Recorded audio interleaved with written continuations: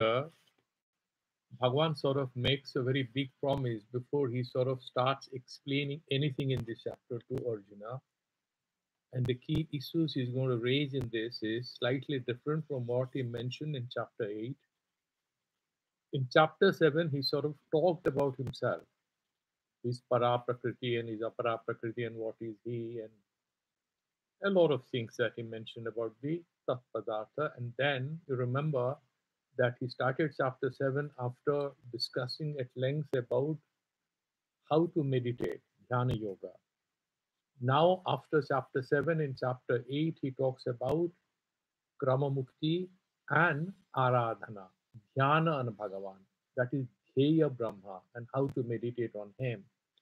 And he went on and you remember the main things, that what is that Akshara Brahma, who am I, and what is Adhibhuta, Adhidaiva, Adhijagya, Adhyatmya.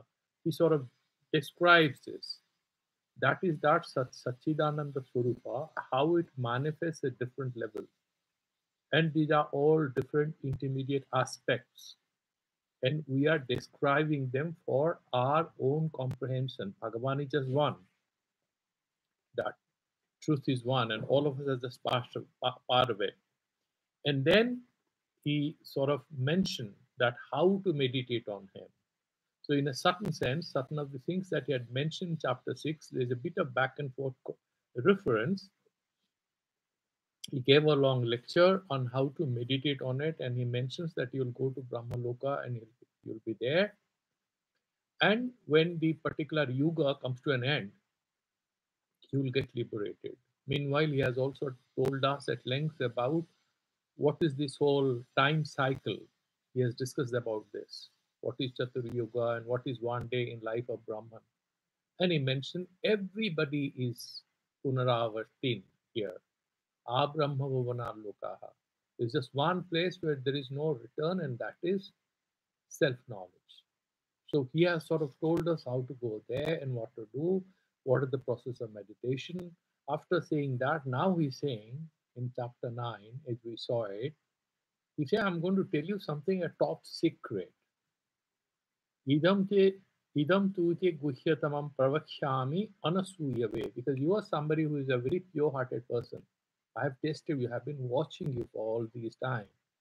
I discussed different chapters. I have gauged your attitude, your understanding, your moral orientation, and how your mind is at peace. Also, at some time, it's at moral turmoil, but it's essentially because of a very pure antakarana you have, largely. And I'm going to tell you Jnanam Vijnana Saitam. So I'm not going to tell you something bookish. I'm going to give you the knowledge about the self with a clear explanation of the methods. That is why towards the end of chapter 9, you would see he's telling how to meditate on him again, because he has mentioned Vijnana Sahitam. So each verse, if you after the chapter, if you again look at it backwards, if you look at it, you will find that he's giving hints to what is going to come in early verses. Yad Gyatva Mokshase Asubhat. Mokshase Subhat. Asubha is what is Janma Mrityu, the cycle. And then he further creates more curiosity and motivation in all of us, represented by Arjuna, by saying a few interesting things. He says, Raja Vidya Raja Guhyam. This is supreme among all the Vidyas, all the Upasanas, all the methods that I've taught you. This is superior to whatever you have heard so far. Raja Guhyam. If there is any secret, this is top secret. Pavitram idam uttamam. And this is very pure. Why? Because by getting into this, you can't cleanse your mind, all your past sins, all your past troubles. And uttam because it gives you liberation.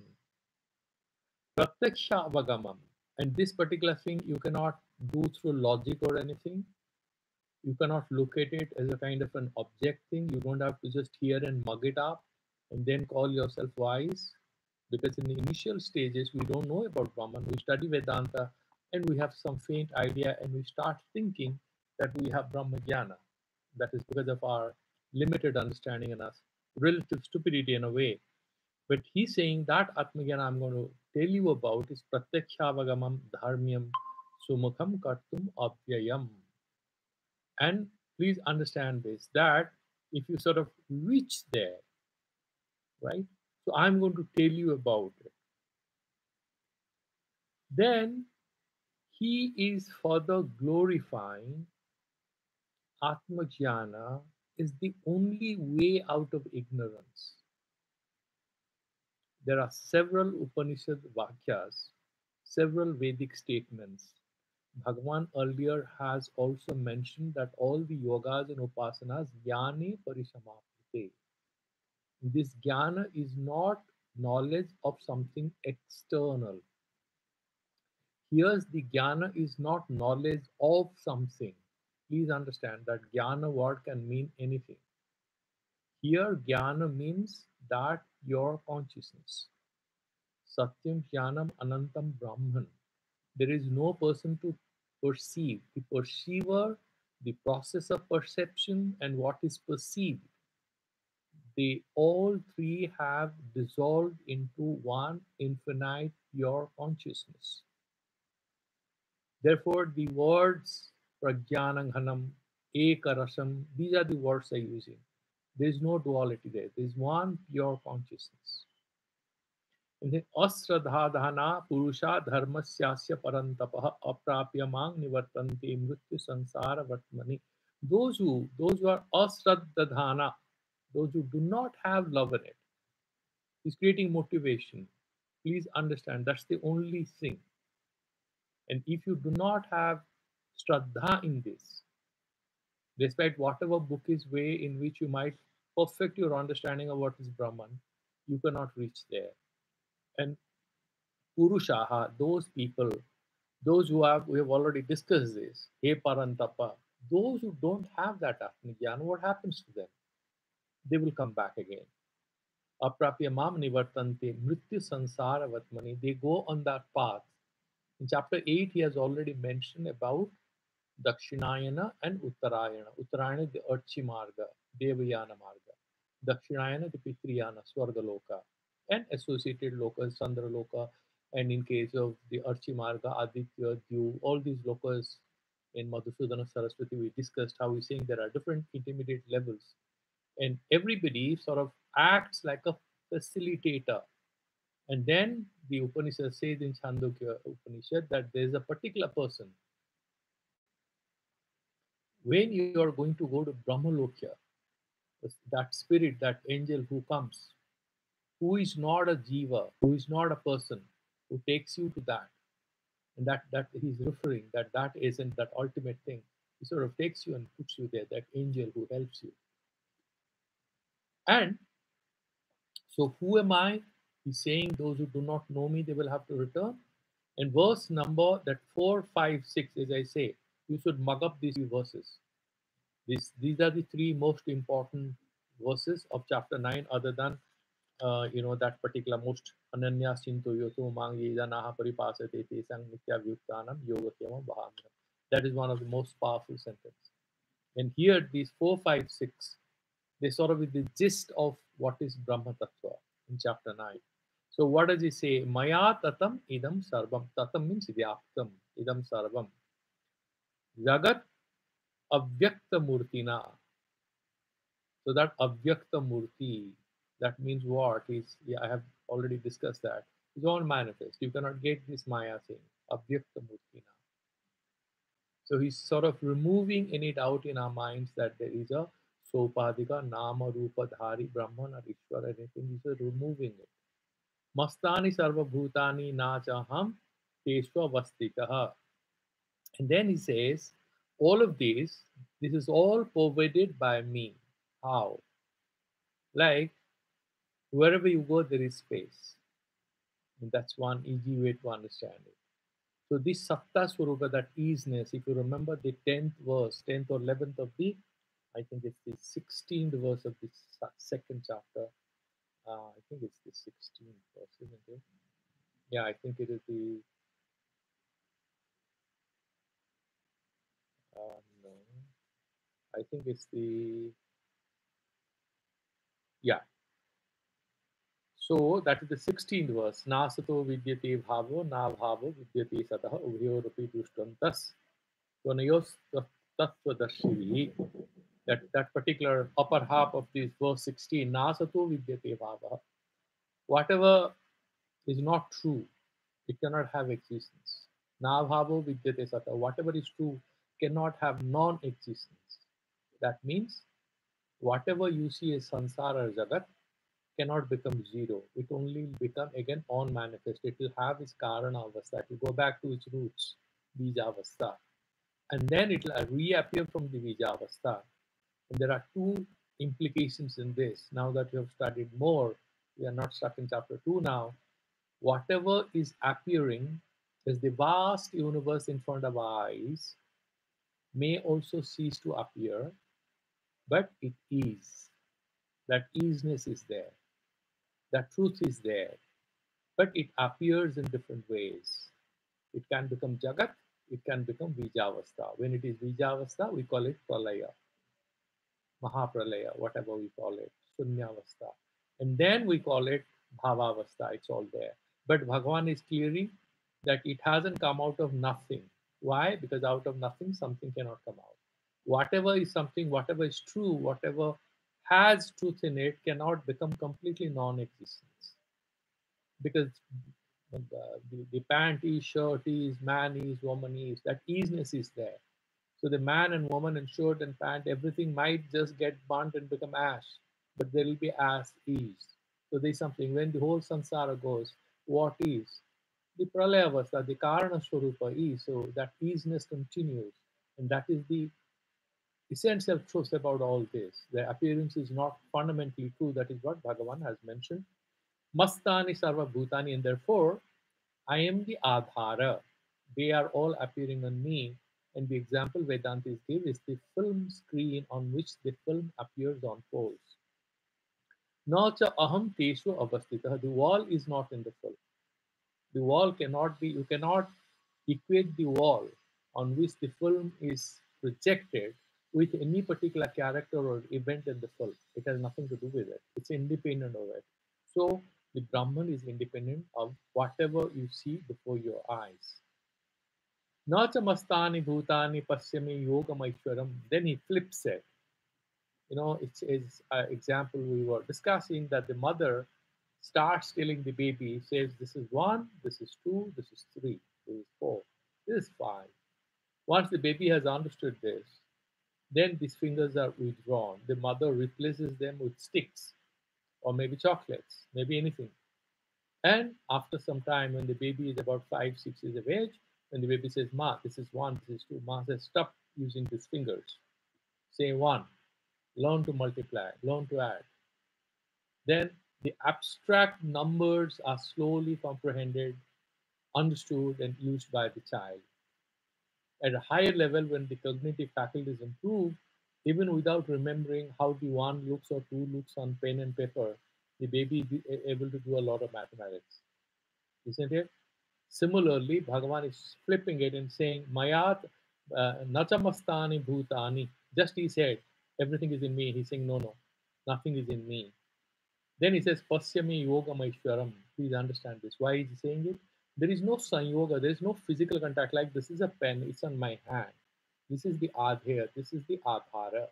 There is a physical connection. But Bhagavan is not a physical thing. The Brahman is not a physical thing. So when he say everything is on me or in me, he's not talking about a playground or a canvas or anything. It has no physical existence, but it has existence. That is subtle existence. And that is the foundation of everything. Very hard to understand. So he says, Pasyami yogam aishwaryam. Please understand, this is the Maya Sakti. It's very magical and you have to slowly grasp it. And then he says, Vridavarnacha bhutasto. I am controlling, I am taking care of whole universe, all of you, but not bhutasta, but I'm not taking support of anything. Now you remember that old joke about Einstein's statement. He made two powerful statements from a spiritual standpoint. Once he said, surely God wasn't playing a dice. Nothing is whole physical universe is accidental. It's all guided by certain laws. That's one very profound statement. The second one was he said that if you can allow me to stand outside earth and give me a stick, I can surely move it a little.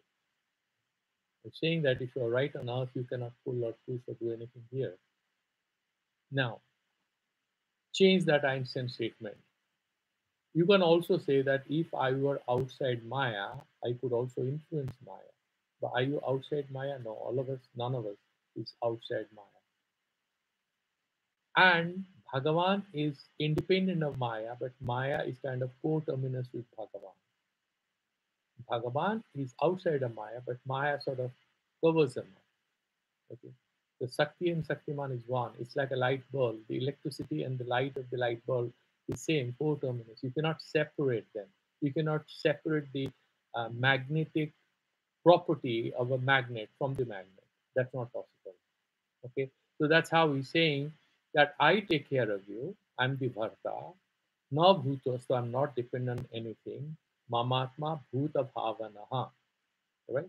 And then I am also sort of creating this whole universe that he has already explained. Tathas, and then bhuta bhavana. Yatha kasu trito, but he may have some doubt. And therefore he's saying, please understand, Yatha kasu trito nityam vayu sarvagato mahan.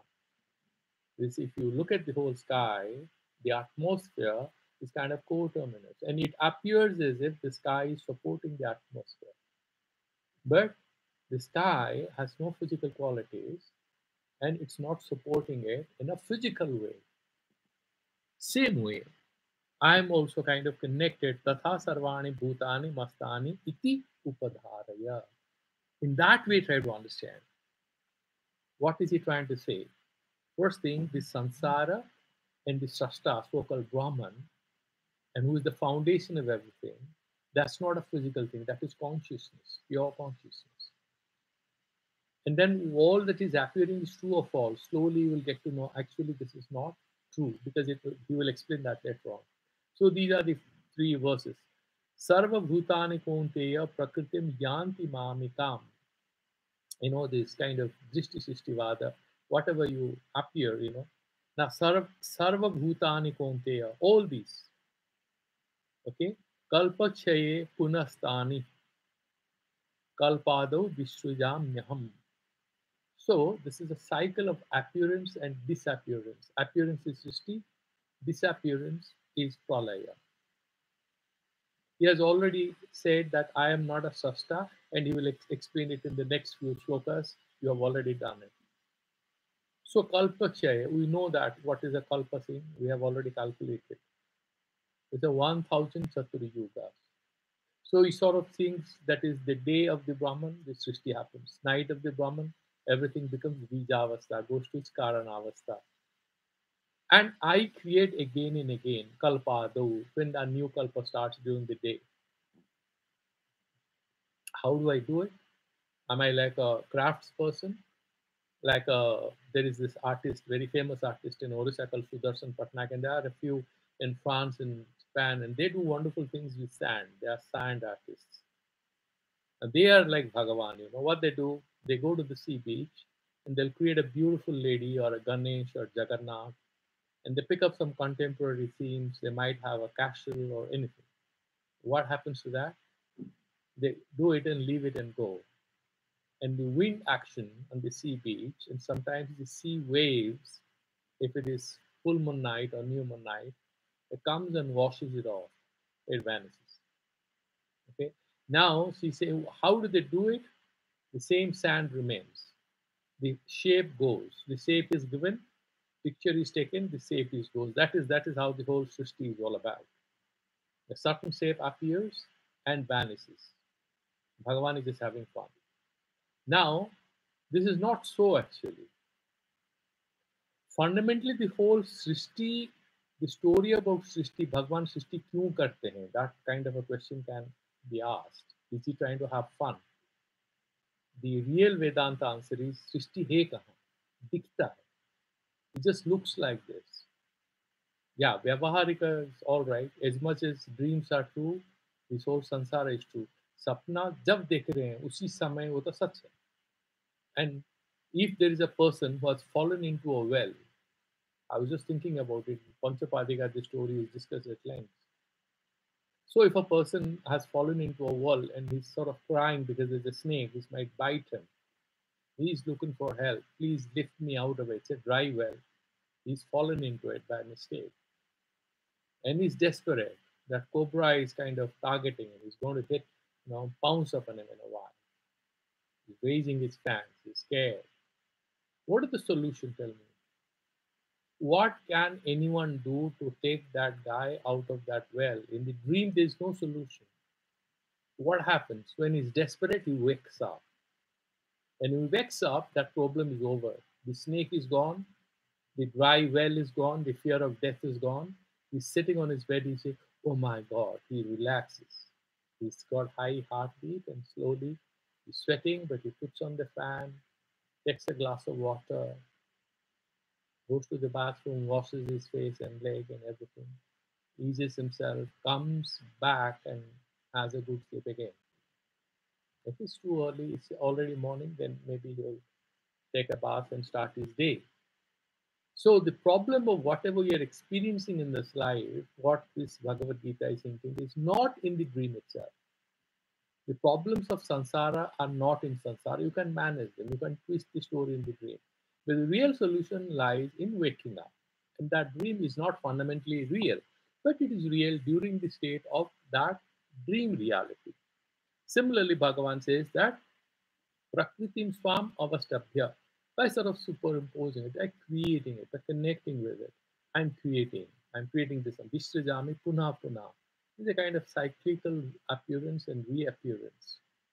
Bhuta Gramam Imam. This whole multiplicity of physical appearances. Krishnam Avasam Prakritir Vasa. And this whole universe I create. All the human beings and plants and animals and everything. They don't understand what they are, why they are, what they are, because they're guided by laws of this creation, laws of nature. And what are these laws? The sattva, tama, and rajas, out of which they are created. Because this maya is trigunatmika. Nachamam tani karmani nibadhanti dhananjaya. Because somebody might say, why are you playing this game, O Lord? Why are you trying to trouble us? Bhagavan is saying, I'm not doing anything, my boy. I don't have any sin or papa or punya because you people murder each other, you people love each other. I don't have any punya, you hate each other. I don't have any papa. Why? He's saying, look, udasina vadasina masaktam teshu karmashu. Because all these appearances and creations that are happening have no role in it. I'm udasina vadasina. I'm completely stoically silent, and that's how I'm sitting in this meditation. How is it possible that you can do creative things? You can create an appearance or apparent world without having any role to play. Where is your agency? You are Parameshwar, you are saying. Then you are saying, I'm not doing anything. Why are you trying to confuse us? He explains again. Maya dhakshena prakritihi suyate sacharacharam. He explains the secret. Now, earlier, if you looked at Prakritim Swam Avastabhya, that is the only karma. He's actually not getting clay to create human beings, like in the Bible. The only thing he does is Prakritim Swam Avastabhya. That Maya he creates, which creates an appearance of duality. Once that is triggered, everything starts happening. Where? In the minds of people, amongst all of us. This whole samsara appears. So he's saying Udasina Vadasina because he is not interested in all this. Like a person who is dreaming, just look at it. You are dreaming, but you are lying down on your bed, isn't it? You are relaxing.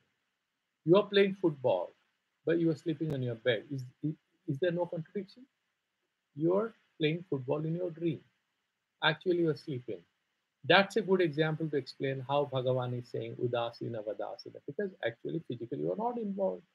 This is a very subjective thing happening. And that's how this whole samsara is explained. Maya dhakshena prakriti suyate sacharacharam. This Trigunatmika Maya kind of starts knitting this whole universe, stitches this whole reality. Hetuna nena kaunteya jagat viparivartate. So, and because of this whole game of Maya, this Prakriti, it's changing. Avajananti mam mudha manushim tanamashritam. Now they want to attribute active agency to me, that I'm a karta, I'm a bhokta, I'm doing this, I've created the samsara. Or they see me as a human being, as Vasudeva, son of Vasudeva, son of Jasoda. Don't confuse me as your cousin, even though I call you Kaunteya. I call you my brother. Don't you confuse. I'm Parameshwar, Bhagavan says. Those who do not know me and they see me as Tanumashritam, I've taken a physical form. Param bhavam ajananto mama bhuta maheshwaram. They don't know that I'm the Lord of this whole physical universe. And then when this is so, these people actually are very unfortunate. Why? Their life is meaningless, Bhagavan says. Why? They have deprived themselves of the ultimate prosperity of self-knowledge, which they're capable of. So he's saying, Moghasa, Mogha Karmana, Mogha Jnana, Vichetasaha, Moghasa, or whatever the aspirations have, they'll go to Swarga and do this, that. These are all false. Why? They'll have to come back. Mogha Karman, all this work is also meaningless because that will give them some limited results. Mogha Jnana, they don't know the Paramatatya, the secret which I'm telling you, and therefore, whatever they know is also fruitless. Vichit Asaha, and they are almost like in sleep or in dream. They haven't opened their eyes to the reality of this universe, which is me. And why do they do that?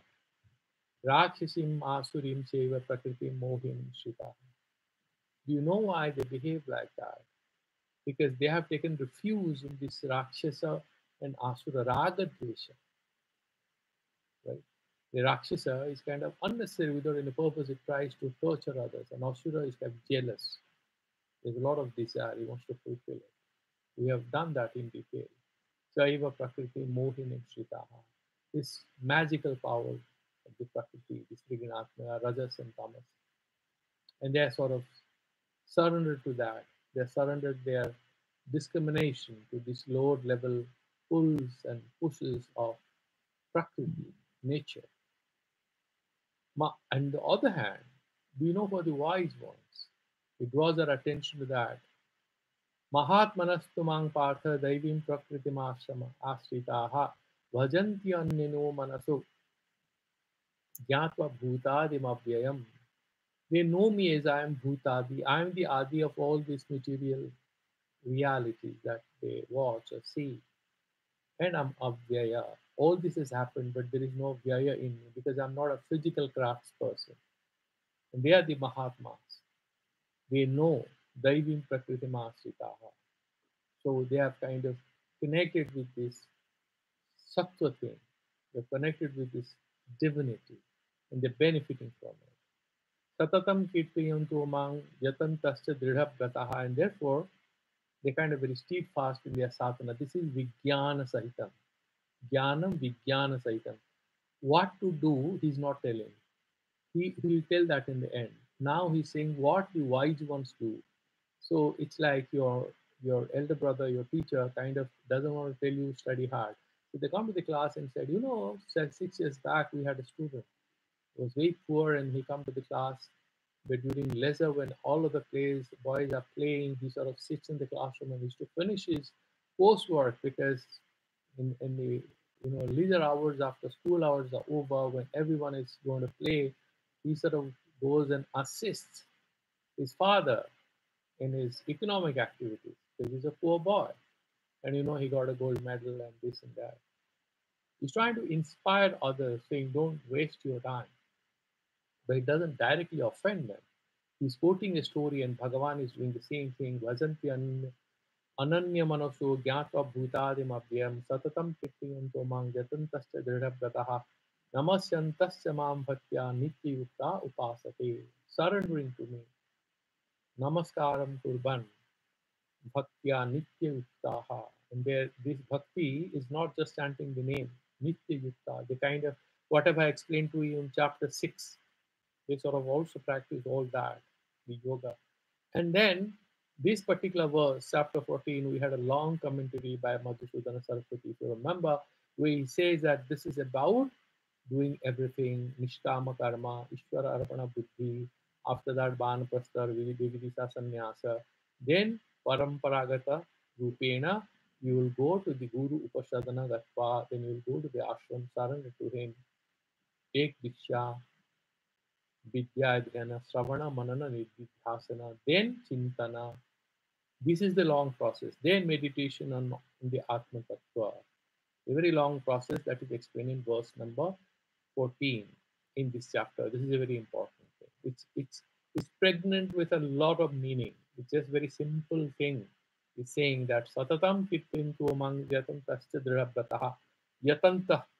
They are doing yatana and Drirabdataha. They don't have any distractions. They are resolved to find me. Namasantascha Mam Bhaktya. So all these we have studied earlier. Chapter 6, chapter 8 is all summarized, compressed in one verse. Then there is talking about others because everybody maybe doesn't have the opportunity or time or the privilege to do Sravana Manana and Nidhyasana as advised by Bhagavan. Okay? Long length, which involves a lot of paraphernalia. And he says, Jnana Jajnana Chapanye Yajantu Mam Upasate.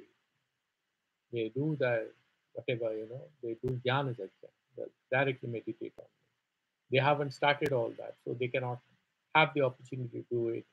Ekatvena pratatvena bahudha vishwato mukham. This is also very important verse that they might meditate on me because they're superior students. Ekatvena or pratatvena bhakta bhagavan.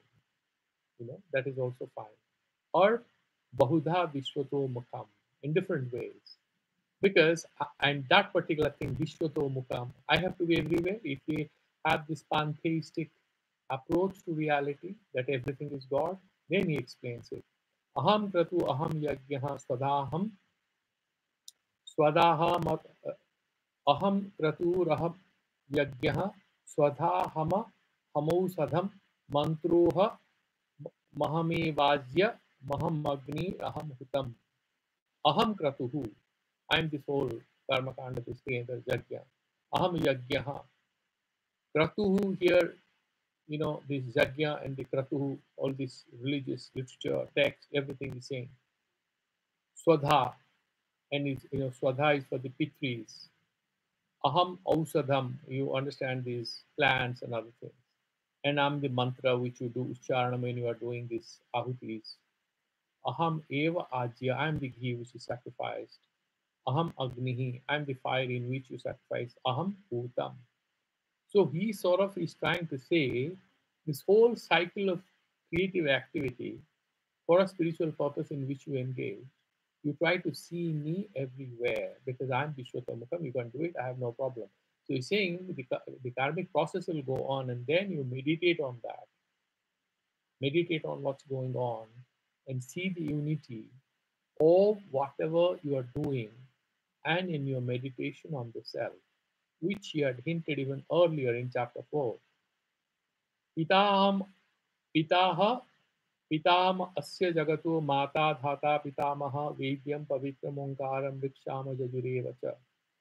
I am the Pita, I am the father, and then he also of the Jagat, then Mata and Dhata and Pitamaha. Pitamaha here will mean Prajapati, which is the father of father, the father of all the fathers. Vaidyam Pavitram Omkaram. So that is what he had already advised us how to meditate on the Omkara.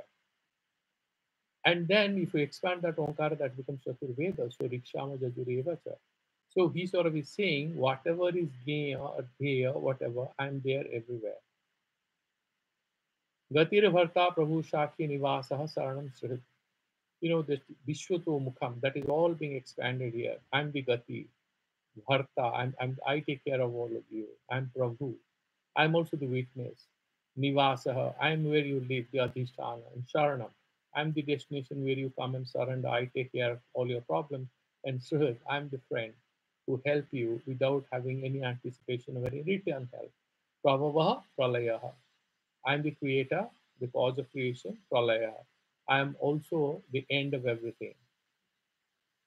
And then he's saying Sthanam, Nidhanam, Bijam, Abhyayam. So at the Pralaya Kala, it all becomes that Bija Bhava Prakta.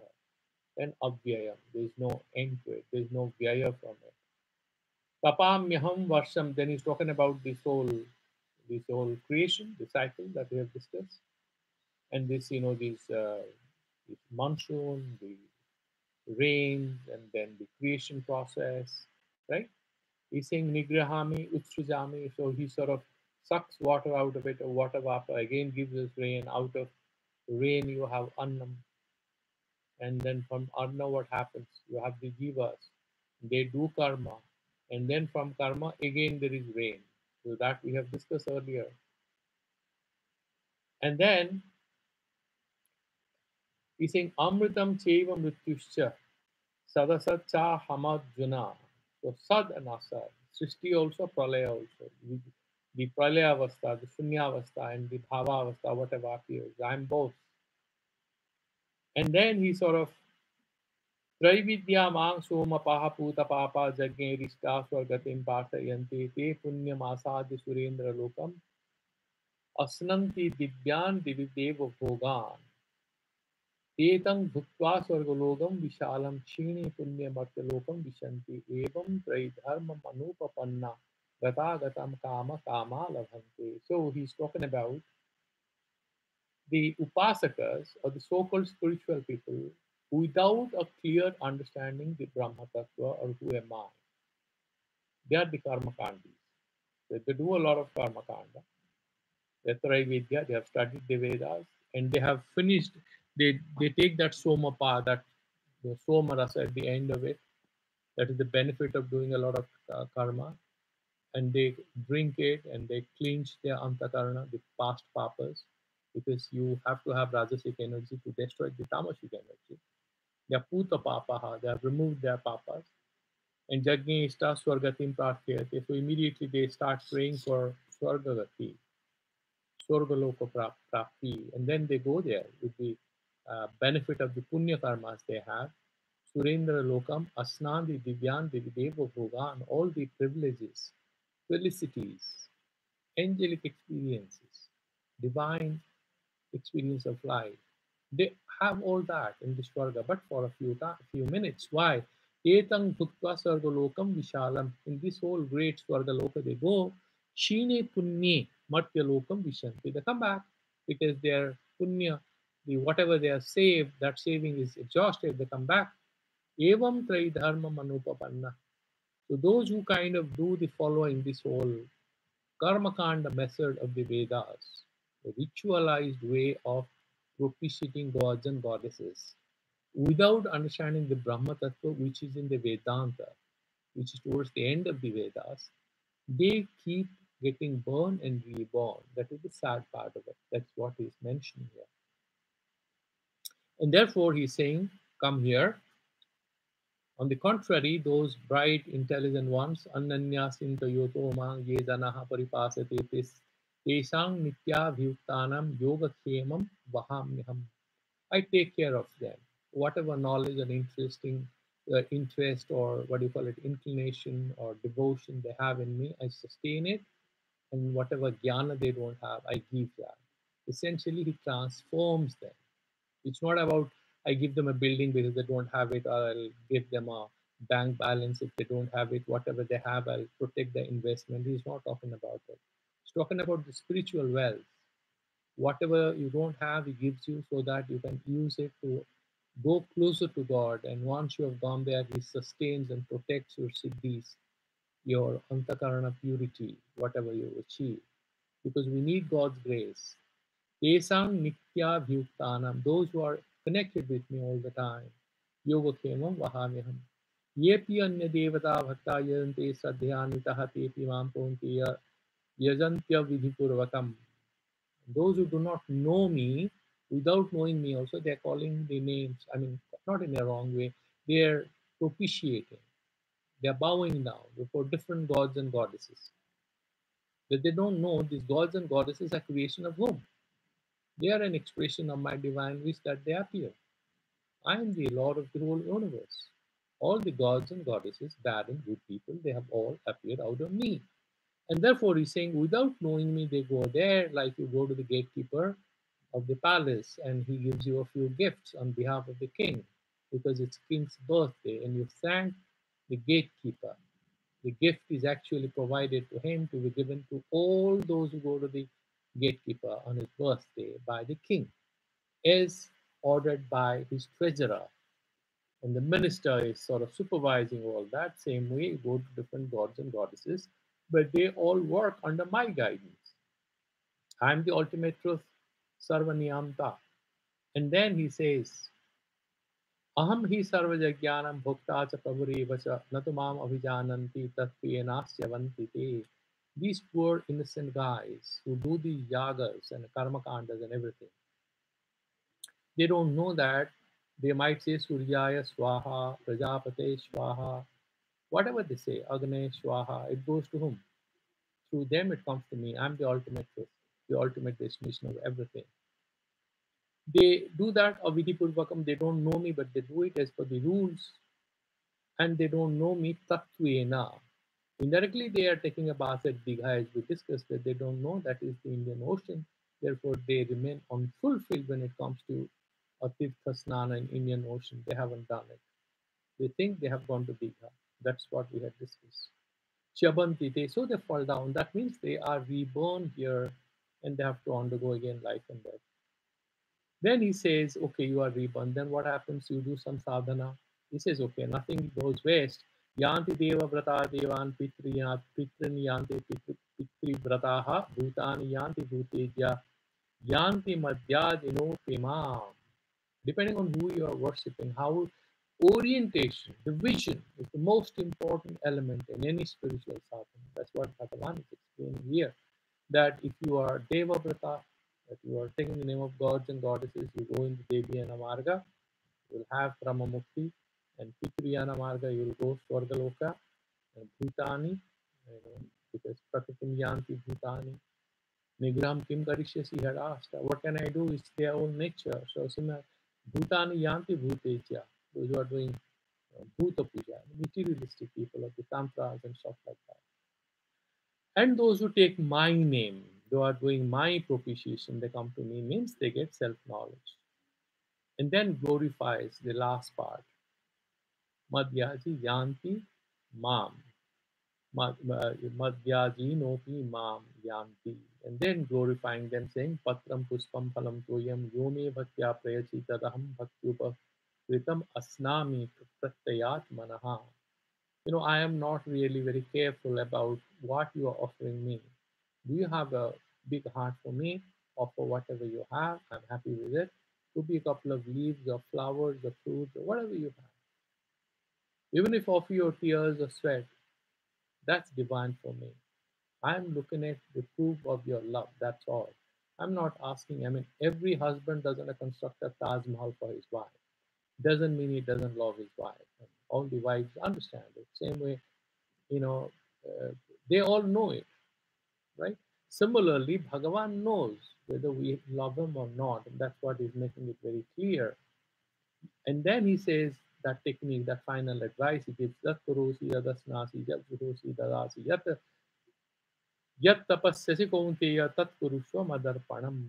So in order to reinforce this particular idea that you don't have to specially buy and gift God with a special puja or prasad or anything, Bhagavan says, whatever you are doing, you are reading, you're doing a job, you're raising a child, you're doing social work, a charity, do it, Madarpanam, surrender to me, I'm there to love you. So the idea is not what you do, but sort of how you stay connected with Bhagavan.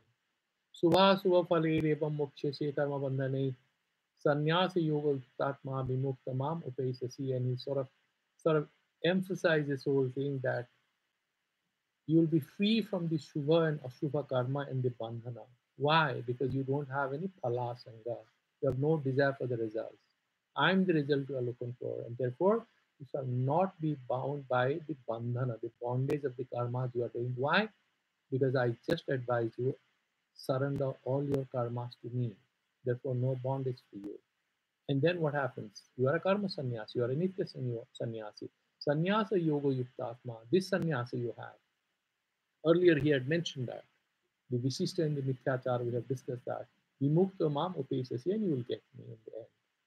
Why? Because you are doing a lot of karmas, but you remain steadfast in your awareness of who am I. You have understood verse number 4, 5, and 6. And then you are steadfast in your love for me. Then he says again that I don't do any partiality, I don't have any nepotism or anything in me. Samoham sarvabhuteshu name dveswastina priyaha te bhajanti tumang bhaktya maite tesu sapyaham. They are in me and I am in them. Earlier, if you look at the 6th chapter, in verse number 30, I think, chapter 6, 38, where is it? Yo mang pasyati sarvatra sarvancha mai pasyati tasyaham na pranashyami nacha sa me pranasyati. I mean, there is no nasa of him so far. He's mentioning so much, and he will mention the same thing here also in the verse number 31. We are going there. So he's saying that he's in me and I'm in him. Earlier he says, the bhutas nachamasthani, and I'm not in them. But he's saying they are in me, I'm in them. What does he mean? He's not referring to the physical aspect of his devotees. He's talking about the love, the prayer, the meditation, the consciousness. And if you look at this particular thing, you will understand what is the meaning of Tattvamasi. He's saying, Ye bhajanti tumang bhaktya mai te suchapyaham. They are in me, I'm in them. Why? They are coming close to that Tattvamasi state. The pure consciousness which we attain during deep meditation, the consciousness aspect of it is same as the consciousness aspect of the Brahman. That is Sarvajna, we are all Prajna. He is Sarvatma, Sarvatmaka, Sarvavit. We are none of this. We are Alpavit, all Sarvajna. Yet, when it comes to that pure consciousness, it's one and the same thing. That is what it's saying here. Apiche, then he's sort of giving motivation that don't worry about your past. And that's what I'm saying. Anyone who is depressed comes to us, we should read out these two verses 30 and 31 to him. What Bhagavan says, look at the confidence he's giving us. Apiche sudaracharo, sabse bada papiyo, koi farak nahi padta. Bhajate mam ananya bhav. If you take my name without any distraction, sadhu reva samantavya, you are a sadhu in my eyes. This fellow who meditates on me without any fluctuation and distraction is verily a sadhu. Why? He's a pure being. Why? Samyak vyavosito hishaha. Because by being that, he very quickly attains inner harmony with my grace. Because you are remembering the purest of the pure consciousness. That will have a transformative impact, that will create magic in you. It's like you're living in a dirty house or dirty room. You suddenly light a beautiful incense stick, and the beauty and fragrance of that particular experience will overshadow the dirt and filth in the house. You close your eyes and you meditate, you're out of that place. That's why a lot of temples which are very dirty, otherwise, physically speaking. You go there, they have high energy. And somebody says, what the hell is there? Till you go and take the name and sit there, because there's a lot of energy. It's not about the physical look or how you feel there. From a material point of view, Bhagavan says that they are good for me. I don't look at their track record. I look at their inner being, their inner consciousness. Are they open to me? They are dear to me. They are sadhu. I don't listen to you. Do whatever you want. And then he says, even if he's not a sadhu, but he's going to be a sadhu, he's going to be a dharmatma. Shipram bhavati dharmatma saswantam santim nigacchati kumpya pratijanihi name bhaktaha pranashyati. Go and declare to the whole world, I don't care. My devotees, of course they're going to win. I'll not let them fall. This is the biggest spiritual insurance policy Bhagavan is offering. This is the power of the holy name. Whatever the past, whatever the misery, whatever the anxiety, don't care. Bhagavan is said, go declare, pratijanihi, go declare, tell everyone. Remember this. Name bhaktaha pranashyati. That's what is reassuring. Mangi partha vipasitya yepi syu papayo nayaha. Sriyo vaishyas tatha suddhos. Yepi yanti param gati. King punna brahmana punya bhakta rajashrayas tatha anityam asukam lokam imam prapya bhajasvamam. And then he's saying that, look, there are two categories of situations where you may not be in the best position to take my name. One is because of papa karma, that is the past thing, or because of birth in a very adverse situation. There are some difficult structural situation, whereas they call it some structural constraint, external problems. Now he's saying in both the cases, they shall get that ultimate Atmajnana, they're going to get it. They get Paragati. Why? Because I'm there and they are having faith in me. And therefore, those who are born in privileged conditions have access to good education. They can live good moral lives. You know, we are cribbing about a lot of things. And I read a story when I was in Bombay. 3 years back, you can Google and you'll find that there's a girl in Bombay who was born to a sex worker. Okay, remember, I'm not talking about a poor lady. She is a professional sex worker. And this girl was raised in that red light area of Bombay. And then she scored 98% in plus two. Some NGO which was working with these children of prostitutes. This story came into social media and she got a scholarship. There was what they call crowdfunding. And she's now doing a graduation somewhere in a top university in England or in America. You Google, you will find that news. Sex workers, Bombay sex workers, daughter finds a seat in foreign university. That news will come. So, the power of one's own sadicha is very powerful. That creates magic. That sort of denies past traumas a chance to trouble us. And divine grace is very important. And then he's saying, if somebody is having a good life, reasonably good situation, why should he bother? And finally saying, look here, my boy, manamana bhava madhavakto, I have told you the secret. Be a devotee of me, not of that Vasudeva Krishna, that is for Upasana. But you please understand this Parameshwara Satta Swarupa, my nature, my dharma. Madhyadi Mang Namaskuru. So you be Manamana. We gave that example that like the servant of the king is worshipping the king, but thinking about his own son. So that is manmana. Think about me. You may be in samsara. Don't forget the God and get lost in samsara. Then amada bhaktaha. Then all the time, mentally, officially, you are surrendered to me. Give namaskuru. Okay, and then he's saying mam namaskuru, surrendered to me. Mam evasyasi yuktva evam atmanam matparayana, and you be matparayana. When you sort of you see your ultimate destination in me, self-knowledge. If you have all this, you're assured. I'll take care of you. You don't have to bother.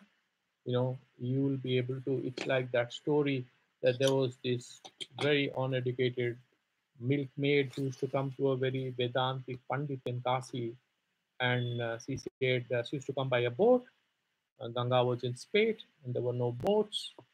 But this Pandit was giving long speech that if you take the name of Lord Shiva or Krishna, you are surrendered. You can't even cross over Ganga, despite all flooding situation or whatever, because the holy name is too powerful. This is the biggest boat that you can sit on and cross over the ocean of life. This lady was very innocent. She believed it. Next morning, when she was coming, came the milk thing, and she said, Maharaja said it. It has to be true. No boat. But she crossed over Ganga carrying a milk and came to him and he said, Maharaj, milk lijiye. He said, where did you come from? Where were you last night? He said, no, I was at home. But how did you come today? Any boats? He said, no, I walked. How did you walk? He said, yesterday you were telling in the lecture that the power of holy name, that is the biggest transformative force. And he panicked because he didn't understand what she was saying, but she said, no, I exactly crossed over. Then he didn't know what to do. And he realized that this lady has Ishvara Darshana. And he fell at her feet. And there are so many motivating spiritual stories in India, in different traditions. So Bhagavan says, if you have faith in me and surrendered in me, I'm going to be there for you. Because you are in me and I'm in you. Now the question is, are we having the courage of conviction? Do we dare to love God? How much daring we have? Do we dare to love God? That is the last actual message of chapter 9. And we will do the chapter 10 on Monday onwards. We have a Sunday tomorrow, so we have an off day. So If you have any questions, you can ask, and I'm going to put the YouTube talk to an end at this moment.